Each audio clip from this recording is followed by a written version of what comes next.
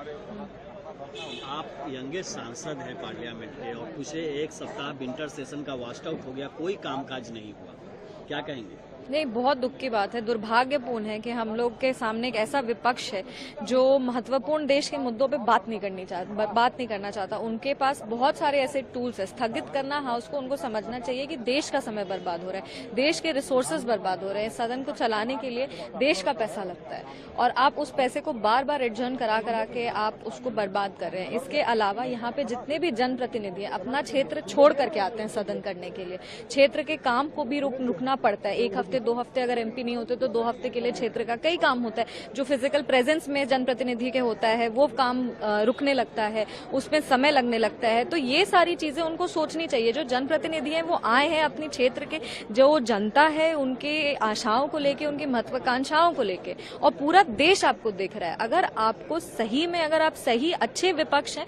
तो आपको मुद्दों पे चर्चा करनी चाहिए। ये जो उसको सदन को स्थगित कर देना होता है, सदन में हल्ला हंगामा करना होता है, जबकि जो पीठासीन महोदय होते हैं या स्पीकर साहब होते हैं वो बार बार कहते हैं कि आपके मुद्दों पर चर्चा होगी, आप शांति से अभी बैठ जाइए।